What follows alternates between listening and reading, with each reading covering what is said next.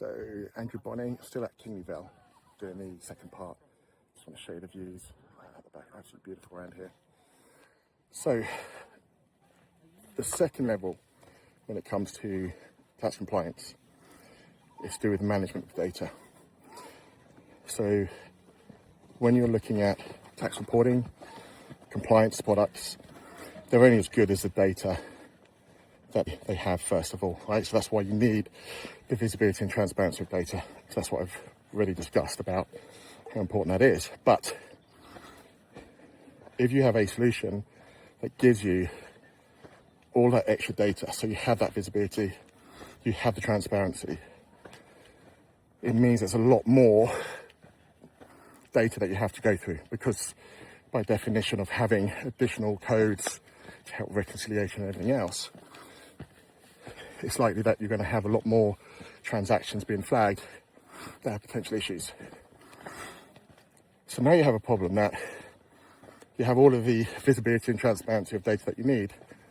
And if you're using reports or products like Alteryx, great products, but ultimately, if you're reporting that data, you're defining the parameters in how to report that data.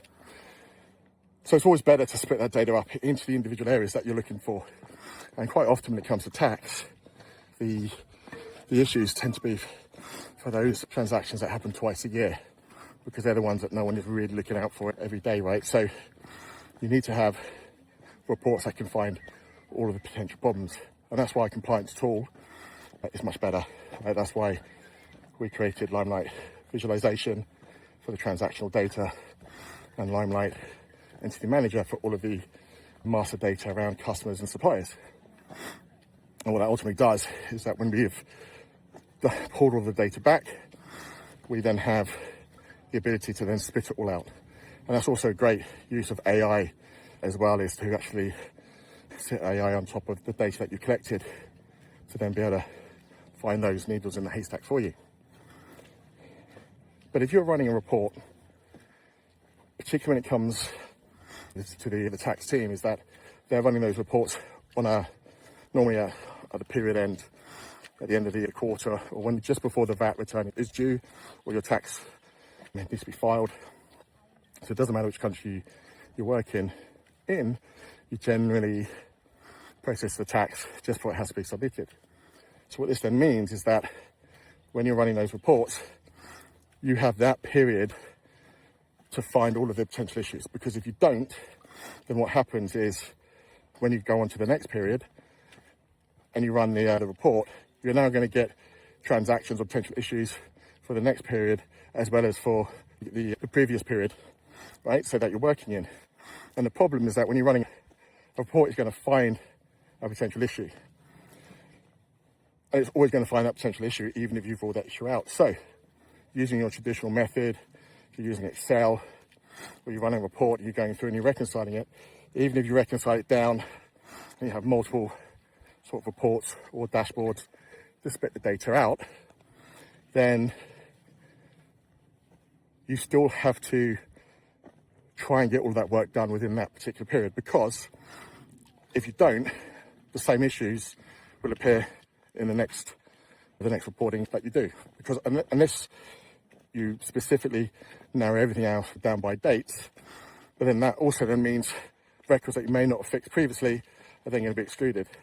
So the problem you have is that when it comes to the actual tax reporting and compliance, you are trying to do it within a certain time frame, and if you can't resolve all the issues within that certain time frame, if you're busy, someone's on vacation or whatever else, then it's very difficult to then go back and resolve those issues or look at them. So they tend to get forgotten about.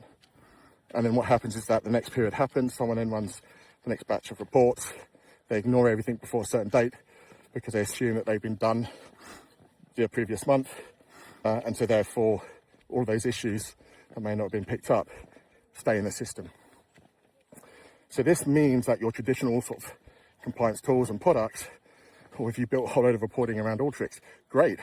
That's going to give you the visibility and transparency of the data, but it doesn't allow you to effectively manage the data. It doesn't allow you to effectively manage the issues or the potential issues. And that's really fundamentally where a lot of compliance products fall down, is because they're just giving you that visibility rather than giving you the ability to actually get things processed and fixed. So if you run a report and you find a bunch of potential issues, what do? Do you tick them off on a spreadsheet, and then do you go back to that spreadsheet? Do you have the time just to process that data? Don't have any other requirements, don't have to do any other sort of jobs in terms of that process. And so you end up having lots of reports or spreadsheets that are ultimately capturing the information that you need to resolve, but at any time something else happens, you then move on and forget to finish those issues off. The other big problem with that as well is that if you're working within a team and you're working on a particular report, or you're looking at a particular output that you're, from a compliance tool, only you can really work at that at the same time, right? You can't work with other people, because when you run that report, all it's giving you is the data based on the parameters. So you can't have two people working on the same report because you don't know who's been working on what. So this is the fundamental problem when it comes down to compliance, and when tax teams predominantly just ask for visibility and transparency of data, because that's what they think, that's what they need right now. So when we're asking for tools to help you from a tax point of view, most tax teams, in fact every tax team, will say we want better reporting and compliance. But the problem with that is, yes, you need better reporting and compliance, but when you get it, you now have the other problem that you've got too much data to go through because all you have is reports. So this is where a lot of tax teams get into trouble. They spend money, spend money on a new tax reporting or compliance product. Potentially the quality of the data isn't great anyway, but then they have to actually get that data fixed, they have to process it, they have to manage it. So they've got these reports giving all the data, but now they've got potentially more records and transactions that they have to go through and check, because the compliance product is hopefully working, but they've got no way of being able to track and manage getting those issues fixed.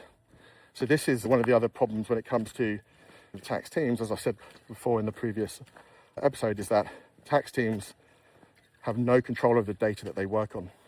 So if they go through a list, they find a potential issue, they can't just go and fix that issue in the system, because they most likely wouldn't have access. They have to ask someone else to do it. And so that's why when it comes to a lot of the stuff that tax teams do, it's fundamentally different to the rest of the business, because they don't own the data that they're trying to manage. And so that's why when it comes to having that visibility and transparency of data, the next thing you need is the ability to manage that data. So next session, I'll talk about how that can be done.